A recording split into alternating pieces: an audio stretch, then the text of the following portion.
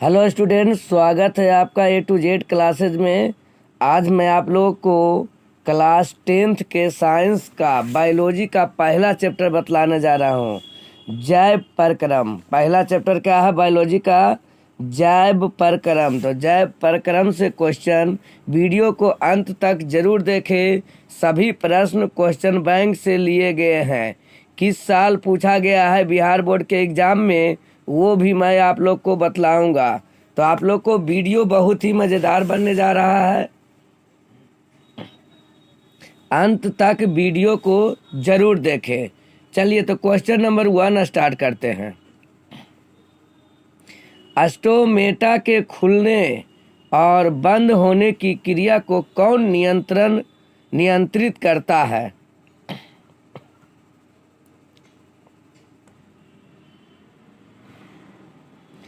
चलिए question number 1 start करते हैं। स्टोमेटा के खुलने और बंद होने की क्रिया को कौन नियंत्रित करता है? तो देखिए ऑप्शन है द्वार कोशिकाएं, सहचर कोशिकाएं, चालनी कोशिकाएं, मूल रोम। तो खुलने और बंद होने की क्रिया को नियंत्रित करता है चला द्वार कोशिकाएं। तो ऑप्शन हमारा क्या हो जाएगा? ए हो जाएगा, द्वार कोशिका। स्टोमाटा के ऊपर क्या होता है कि द्वार कोशिका होता है जो कि खुलता है और बंद होता है। क्वेश्चन नंबर 2, निम्नलिखित में से कौन वृक्क की रचनात्मक एवं क्रियात्मक इकाई माना जाता है? मतलब वृक्क का संरचनात्मक और क्रियात्मक इकाई माना जाता है किसको? नेफ्रॉन को। किसको चला? नेफ्रॉन का। तो 2 का आंसर बी होगा। क्वेश्चन नंबर 3, अमीबा अपना भोजन कैसे पकड़ता है? अमीबा अपना भोजन कैसे पकड़ता है? तो कूटपाद की द्वारा। किसके द्वारा चला? कूटपाद की द्वारा अमीबा अपना भोजन पकड़ता है। जिससे अमीबा का आकार अनिश्चित होता है। जैसे इस तरह से अमीबा है, तो ये जो दोनों निकला हुआ है ये क्या कहलाता है? कूटपाद। यहाँ पर भोजन रहेगा तो ऐसे करके मिल जाता है। तो कूटपाद की सहायता से अमीबा अपना भोजन पकड़ता है या ग्रहण करता है। तो अमीबा अपना भोजन कैसे पकड़ता है? कूटपाद द्वारा। तो 3 का आंसर क्या हो जाएगा? सी हो जाएगा। क्वेश्चन नंबर 4, कौन सा एंजाइम वसा पर क्रिया करता है? मतलब कौन सा एंजाइम जो है वो वसा पर क्रिया करता है? तो लाइपेज, मतलब वसा को पचाने का काम करता है। किसको? वसा को पचाने का काम करता है। कौन एंजाइम? वही हुआ वसा पर क्रिया करता है। तो लाइपेज। क्या याद रखना चला? लाइपेज। तो 4 का आंसर सी होगा। क्वेश्चन नंबर 5, किस प्रकार के श्वसन में अधिक ऊर्जा मुक्त होती है? तो श्वसन देखिए 2 प्रकार के, वायवीय होता है और अवायवीय होता है। 2 प्रकार का श्वसन। तो वायवीय जो होता है वायु की उपस्थिति में और अवायवीय वायु की अनुपस्थिति में। तो अधिक ऊर्जा जो मुक्त होता है वो वायवीय श्वसन में होता है। किसमें चला? वायवीय श्वसन में। तो 5 का सही आंसर क्या होगा? ए होगा। बहुत ही आसान क्वेश्चन, देखिए 2020 में पूछा हुआ क्वेश्चन है। हिम्मत मत खोना, अभी बहुत आगे जाना है। हिम्मत मत खोना, अभी बहुत आगे जाना है। जिन्होंने कहा था तेरे बस का नहीं, उनको भी करके दिखाना है। छात्रों, बहुत लोग कहते होंगे कि आपके बस की बात नहीं है, नौकरी प्राप्त करना आपकी बस की बात नहीं है। लेकिन यदि अभी से आप मेहनत करना शुरू कर देते हैं तो बिहार बोर्ड में आप अच्छे अंक भी प्राप्त कर सकते हैं और आगे की नौकरी भी आपकी सुरक्षित रहेगी। क्वेश्चन नंबर 6, मछली का श्वसन अंग क्या है? मतलब मछली किसके द्वारा श्वसन लेता है? मतलब श्वसन अंग क्या है वो बतलाना है चला। तो मछली जो है गिल्स द्वारा श्वसन की क्रिया करता है। किसके द्वारा? गिल्स के द्वारा। तो मछली का श्वसन अंग क्या है? गिल्स। क्वेश्चन नंबर 7, पौधों में गैसों का आदान प्रदान किसके द्वारा होता है? पौधों में गैसों का आदान प्रदान किसके द्वारा होता है चला? तो गैसों का आदान प्रदान रंध्र के द्वारा होता है। किसके द्वारा? रंध्र के द्वारा। पौधों में गैसों का आदान प्रदान किसके द्वारा होता है? रंध्र के द्वारा। पत्ती के ऊपर छोटे छोटे छिद्र पाए जाते हैं, उसी को हम लोग क्या बोलते हैं? रंध्र बोलते हैं। तो 7 का आंसर ए रंध्र होगा। क्वेश्चन नंबर 8 की ओर चलते हैं। क्या है क्वेश्चन नंबर 8? निम्नलिखित में सबसे तेज धड़कन किसका होता है? निम्नलिखित में सबसे तेज धड़कन किसका होता है? व्हेल का, चूहा का, आदमी, हाथी का, आदमी का? तो सबसे तेज धड़कन होता है चला आदमी का। आदमी, मनुष्य का। सबसे ज़्यादा तेज धड़कन किसका होता है? मनुष्य का। क्वेश्चन नंबर 9, सजीव जीवधारियों द्वारा किस प्रकार के नाइट्रोजनी पदार्थ का उत्सर्जन होता है? नाइट्रोजनी पदार्थ का उत्सर्जन होता है किसके द्वारा? सजीव जीवधारियों द्वारा। सजीव जीवधारियों द्वारा। तो अमोनिया, यूरिक अम्ल, यूरिया, इनमें से सभी। तो सभी का होता है, मतलब मूत्र द्वारा जो उत्सर्जन होता है नाइट्रोजनी पदार्थ। जब मूत्र उत्सर्जन के समय क्या होता है? नाइट्रोजनी पदार्थ निकलता है। कौन पदार्थ निकलता चला? नाइट्रोजनी पदार्थ निकलता है। कब? मूत्र का उत्सर्जन होता है तब। तो उसमें क्या क्या रहता है? अमोनिया भी रहती है, यूरिक अम्ल रहता है, और क्या रहता है? यूरिया रहता है। तो 9 का आंसर क्या हो जाएगा? इनमें से सभी। क्वेश्चन नंबर 10, अमीबा में अधिकांश पोषण कैसे होता है? अमीबा में अधिकांश भोजन कैसे होता है? शाकाहारी, अंतर्ग्रहण, सर्वाहारी और स्वापोषी। तो अमीबा क्या होता है चला? सर्वाहारी होता है। तो 10 का सी होगा। अमीबा क्या होता है? सर्वाहारी होता है। स्वापोषी नहीं होता। स्वापोषी तो पौधा होगा। तो ये क्या होता है? सर्वाहारी। तो 10 का आंसर क्या होगा? सी होगा। क्वेश्चन नंबर 11, तिलचट्टा में कितने जोड़े श्वास रंध्र पाए जाते हैं? मतलब कितना जोड़ा श्वास रंध्र पाया जाता है तिलचट्टा में? तो तिलचट्टा में जो होता है चला 10 जोड़ा श्वास रंध्र पाया जाता है। कितना जोड़ा? 10 जोड़ा। तो 11 का आंसर सी होगा। नसीब वो देगा जो आपके नसीब में होगा। नसीब वो देगा जो आपके नसीब में होगा, लेकिन मेहनत वो देगी जो आपको चाहिए होगा। तो मेहनत कीजिए, जो आपको चाहिए वो जरूर प्राप्त होगा। मेहनत कीजिएगा तो अधिक से अधिक अंक आप जरूर परीक्षा में प्राप्त कर सकते हैं। यही 1 महीना बचा हुआ है चला, अधिक से अधिक मेहनत करिए। नसीब के भरोसे बैठे नहीं रहिए।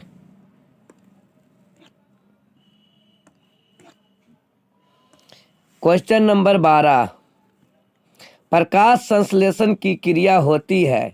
प्रकाश संश्लेषण की क्रिया होती है फसलों में, जंतुओं में, हरे पौधों में, परजीवियों में। तो किसमें होता है चला? हरे पौधों में। किसमें होता है? हरे पौधों में। प्रकाश संश्लेषण की क्रिया किसमें होती है? हरे पौधों में। क्वेश्चन नंबर 13, फ्लोएम ऊतकों द्वारा कार्बोहाइड्रेट का परिवहन होता है। फ्लोएम ऊतक द्वारा कार्बोहाइड्रेट का परिवहन जो होता है वो किस रूप में होता है वो बतलाना है। तो ये सुक्रोज के रूप में होता है। किस में चला? सुक्रोज के रूप में। सुक्रोज के रूप में कार्बोहाइड्रेट का परिवहन होता है सुक्रोज के रूप में। आप लोग ध्यान से समझिएगा तो आपको जरूर ऑप्शन क्लियर हो जाएगा, एक बार में याद हो जाएगा। क्वेश्चन नंबर 14, वीडियो को अंत तक जरूर देखें और सब्सक्राइब और लाइक जरूर कर दे वीडियो को।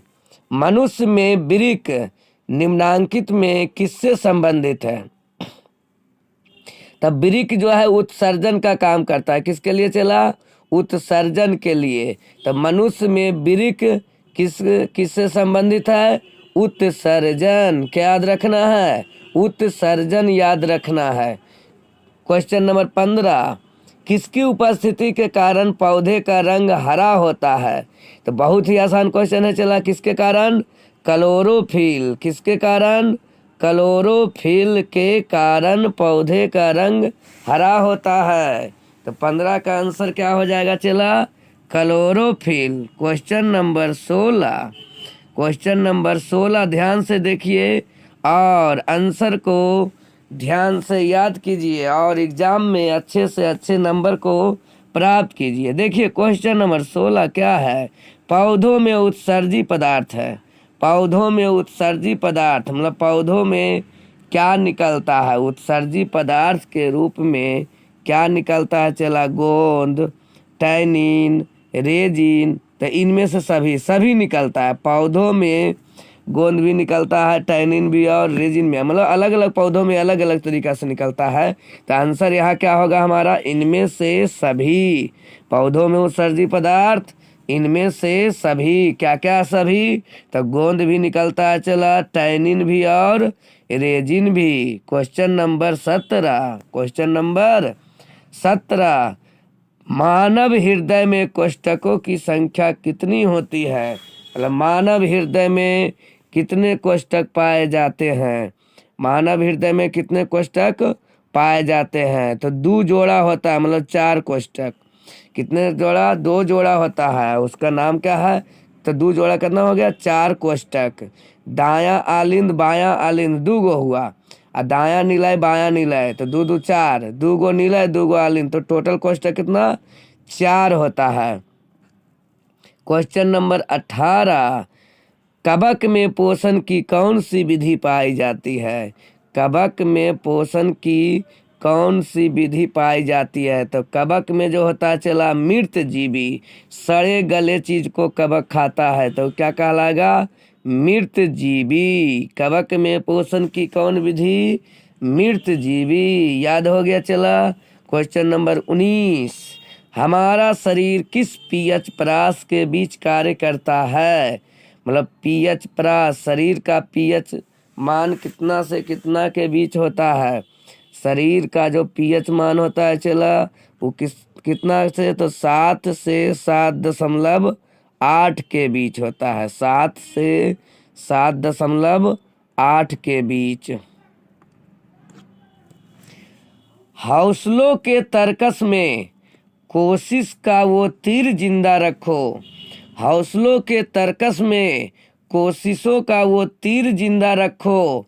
हार जाओ चाहे जिंदगी में सब कुछ, फिर से जीतने की उम्मीद जिंदा रखो। जी हाँ, चला, अभी आप लोग को लग रहा है कि हम अभी बहुत कम चीज़ याद किए हैं, फिर भी जीतने का उम्मीद रखना है। अभी भी मेहनत कीजिएगा तो एग्ज़ाम में अधिक से अधिक नंबर ला सकते हैं। क्वेश्चन नंबर 20, स्वापोषी पोषण के लिए आवश्यक है। तो स्वापोषी पोषण के लिए पर्णहरित भी आवश्यक है, सूर्य का प्रकाश भी आवश्यक है, कार्बन डाइऑक्साइड भी आवश्यक है, और तो क्या आंसर हो जाएगा? इनमें से सभी। इनमें से सभी। बहुत ही मज़ेदार प्रश्न चला। अभी नहीं पढ़े तो कभी नहीं, लास्ट मौका है। 1 महीना बचा हुआ है। आप हमारे वीडियो के साथ बने रहें। पूरे फिजिक्स, केमिस्ट्री, बायोलॉजी और मैथ का ऑब्जेक्टिव क्वेश्चन 50 में 50% लाने की गारंटी रहेगा यदि प्रत्येक वीडियो आप हमारे देखते हैं तो। क्वेश्चन नंबर 21 की ओर बढ़ते हैं। सामान्य अनुशीतलन रक्त दाब होता है। देखिए, रक्त दाब 2 प्रकार का होता है, एक फैलने वाला, एक सिकुड़ने कर्मा। तो यहाँ पर अनुशीतलन दाब कितना होता है जो हम लोग को बतलाना है। अनुशीतलन दाब एक होता है सिस्टोलिक प्रेशर, एक होता है डायस्टोलिक। तो यहाँ पर हम लोग को बताना है क्या? अनुशीतलन बताना है। क्या बताना चला? अनुशीतलन। तो अनुशीतलन कितना होता है? 80 होता है। कितना होता है? 80। क्वेश्चन नंबर 21, रुधिर का कौन सा अवयव रक्त स्राव को रोकने में मदद करता है?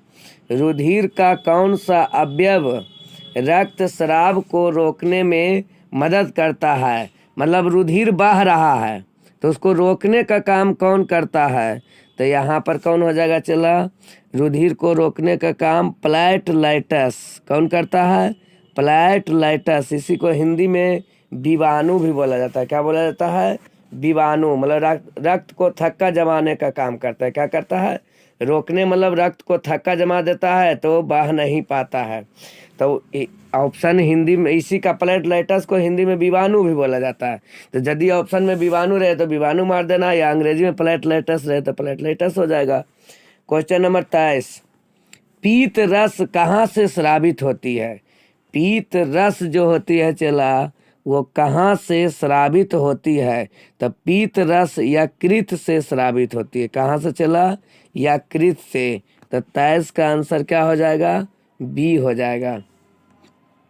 क्वेश्चन नंबर 24, मछली, यहाँ पीत रस कहाँ से स्रावित होती है? तो यकृत से हम लोग पीछे देख चुके हैं। क्वेश्चन नंबर 24, मछली के हृदय में कोष्ठकों की संख्या। मछली के हृदय में कितना कोष्ठक होता है? 2 कोष्ठक होता है। मनुष्य में 4 कोष्ठक। मनुष्य बोलेगा तो 4 कोष्ठक, अब मछली बोला है तो 2 कोष्ठक। क्वेश्चन नंबर 25, निम्नलिखित में किसे कोशिका का ऊर्जा मुद्रा निम्नलिखित में किसे कोशिका का ऊर्जा मुद्रा के रूप में जाना जाता है? तो कोशिका का ऊर्जा मुद्रा किसे कहा जाता है? एटीपी को। तो मतलब ऊर्जा किस रूप में रहता है चला? एटीपी को। एटीपी के रूप में रहता है, इसीलिए इसको बोलता है कोशिका का ऊर्जा मुद्रा। कोशिका का ऊर्जा मुद्रा किसे कहा जाता है? एटीपी। क्या याद रखना चला? एटीपी। क्वेश्चन नंबर 26, पौधों में गैसों का आदान प्रदान कहाँ होता है? सीरा में, रंध्र में, महासीरा में, इनमें से कोई नहीं। तो रंध्र के द्वारा होता है। कहाँ होता है चला? रंध्र में होता है। पत्तियों में गैसों का आदान प्रदान कहाँ होता है? रंध्र में होता है। काम करो ऐसा कि एक पहचान बन जाए। काम करो ऐसा कि एक पहचान बन जाए। हर कदम ऐसा चलो कि निशान बन जाए। यहाँ जिंदगी तो हर कोई काट लेता है।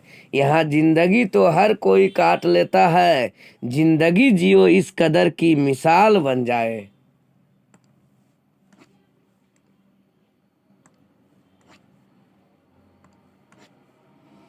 क्वेश्चन नंबर 27, हृदय से रक्त, इसी को रुधिर बोला जाता है, को संपूर्ण शरीर में पंप किया जाता है।